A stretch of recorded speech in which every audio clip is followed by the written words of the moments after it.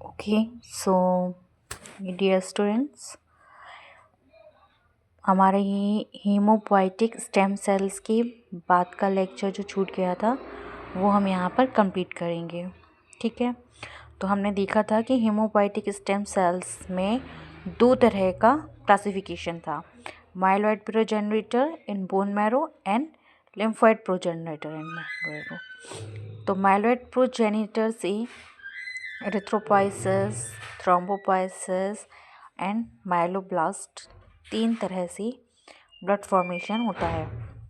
Erythropoiesis से red blood sales, thrombopoiesis से हमारे प्लेटलेट्स एंड माइलोब्लास्ट से हमारा जितना एक ग्रेन्युलोसाइट्स वाला पार्ट है WBC का वो फॉर्म होता है। ओके, अब हम यहाँ पर देखेंगे एरिथ्रोपोइसिस जो हमारी प्रोसेस रहेगी ब्लड फॉर्मेशन की। ठीक है, ये होती है किसमें? माइलॉइड प्रोजेनिटर्स में, बोन मैरो में। तो माइलॉइड प्रोजेनिटर में फर्स्ट स्टेप रहेगा एरिथ्रोपोइसिस। अब एरिथ्रोपोइसिस में क्या रहेगा? जो हमारा एरिथ्रोपोइटिन प्रोटीन होता है।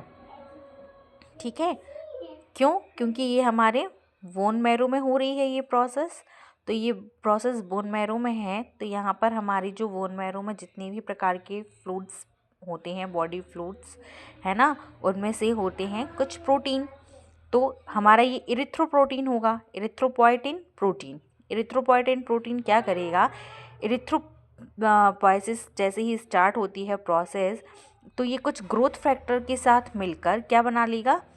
प्रो इरिथ्रोब्लास्ट एक ऐसा फॉर्मेशन करेगा, जैसे लाइक हमारा कहना चाहिए, आपने देखा होगा इरिथ्रोसाइट्स ऐसी होती हैं, है ना।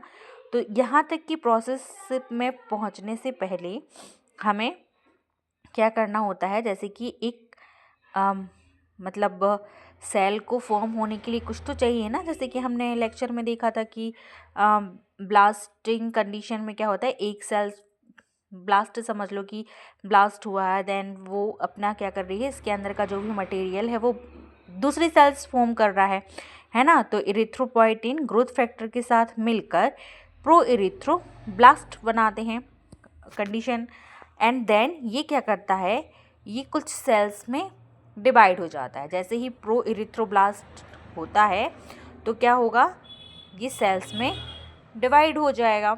सेल्स में डिवाइड हो जाएगा तो फिर क्या होगा, ये प्रो था, अब इरिथ्रोब्लास्ट कंडीशन आएगी। ठीक है, प्रो इरिथ्रोब्लास्ट में क्या होगा, सेल का डिवीज़न होता है।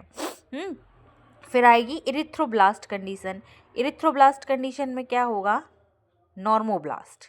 नॉर्मोब्लास्ट में क्या होता है कि ये जैसे हमारी सेल है, तो ये धीरे धीरे इस तरह से इरिथ्रोसाइट्स रेटिकुलोसाइट्स बनाना स्टार्ट कर देगी।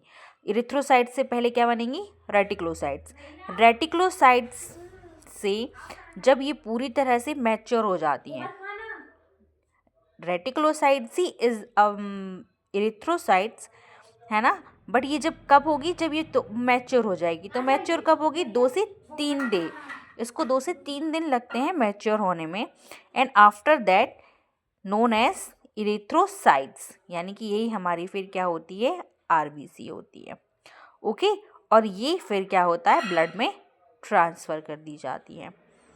ओके, सो बोन मैरो में इरिथ्रोपोइसिस जो होती है कंडीशन, उसमें क्या होता है, इरिथ्रोपोइटिन प्रोटीन जो होता है वो ग्रोथ फैक्टर के साथ मिलकर प्रो इरिथ्रोब्लास्ट कंडीशन फॉर्म करता है, जिसमें कि क्या होता है, सेल जो है उसका डिवीज़न होता है। उसके बाद इरिथ्रोब्लास्ट कंडीशन आती है, जिसमें नॉर्मोब्लास्ट होता है। ठीक है, नॉर्मोब्लास्ट में भी क्या होगा, जो सेल है, जो सेल का यहाँ पर डिवीज़न हो रहा था, तो नॉर्मोब्लास्ट में भी क्या होगा, सेल के अंदर से जो उसका मटेरियल है एंड देन उसका फ्लूइड है वो क्या होगा, ब्लास्टिंग कंडीशन में वो बाहर आ जाएगा and then form the reticulocytes. Okay, अब जो रेटिकुलोसाइट्स हैं वो ही हमारी इरिथ्रोसाइट्स हैं, बट ये क्या करती हैं, मैच्योर होने पर ये 2 से 3 दिन का टाइम लेंगी, and after that maturations they known as erythrocytes, RBCs। ठीक है, red blood cells, and they transfer into the blood. Okay. ये पूरी प्रोसेस जो होती है वो 7 डेज़ की होती है। इरिथ्रोपोइसिस से लेकर रेटिकुलोसाइट्स तक ये 5 डेज़ में कंप्लीट होती है एंड आफ्टर 2 to 3 डेज़ लगते हैं इसको, मतलब 2 ही दिन लगते हैं। ओके, सो हम बोल सकते हैं 2 to 3 डेज़। अगर यहाँ पर हमारी ये 4 डेज़ में कंप्लीट हो जाएगी, 2 to 3 डेज़ हमारे क्या होंगे, मैच्योर होने के लिए टाइम लेता है इरिथ्रोसाइट्स, और उसके बाद इसको ब्लड में ट्रांसफ़र हो जाता है। देन आ जाओ थ्रोम्बोपोइसिस। ठीक है, तो थ्रोम्बोपोइसिस से हमारी क्या बनेंगी, प्लेटलेट्स बनेंगी। तो इसमें क्या होता है, जो प्रोजेनरेटर होगा वो होगा मेगाकैरियोब्लास्ट, है ना। अब कोई भी चीज़ हमें फॉर्म करनी है तो सबसे पहले तो हम क्या करेंगे, सेल्स जो, अब हमारे पास बाहर से तो कोई ऐसा फैक्टर है ही नहीं, है ना, बोन मैरो से ही हमारा ब्लड फॉर्म हो रहा है, तो कैसे होगा।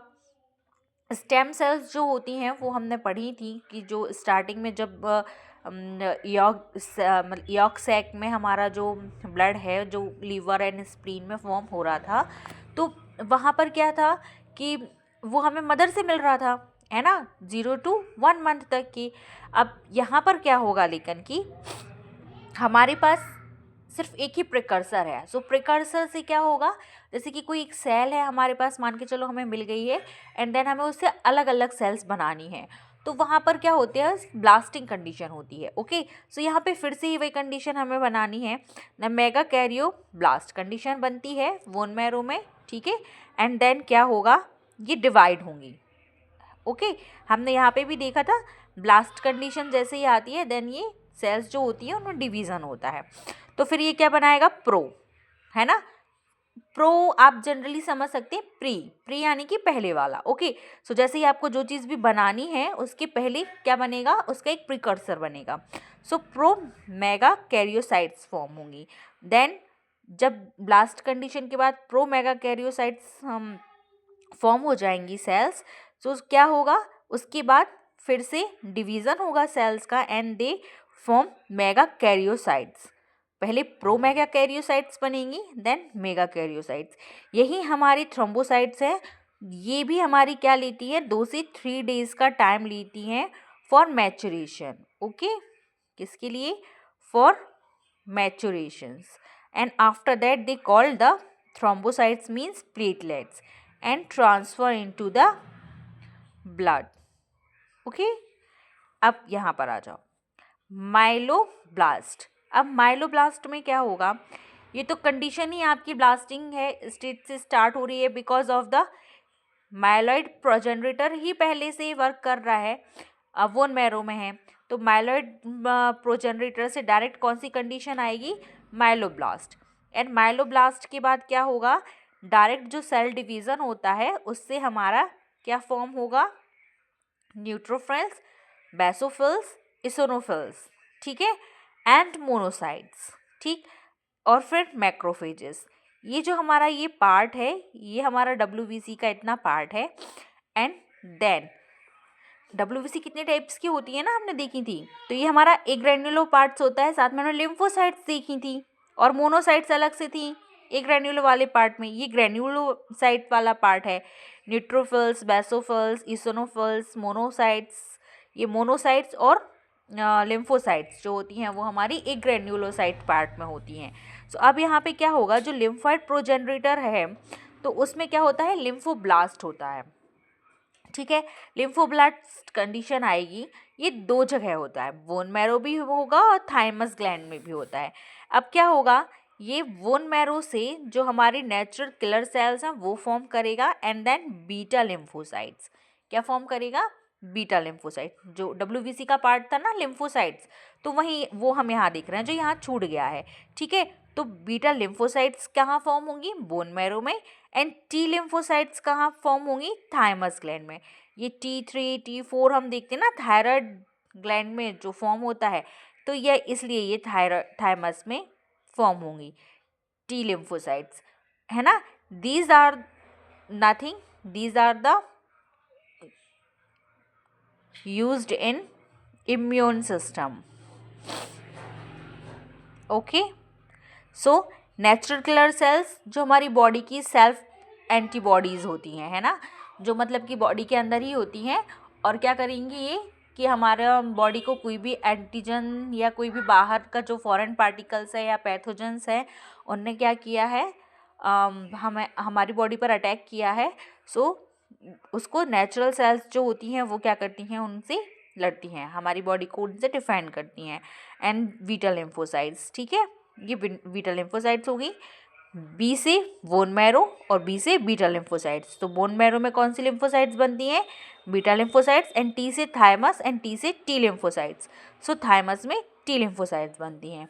All about this, okay. ये हमारा पूरा फ्लो चार्ट जो था वो यहाँ पे कंप्लीट हो गया हीमोपोइटिक स्टेम सेल्स का। ठीक, नेक्स्ट क्लास में हम कॉलेज में देखेंगे। Okay, thank you.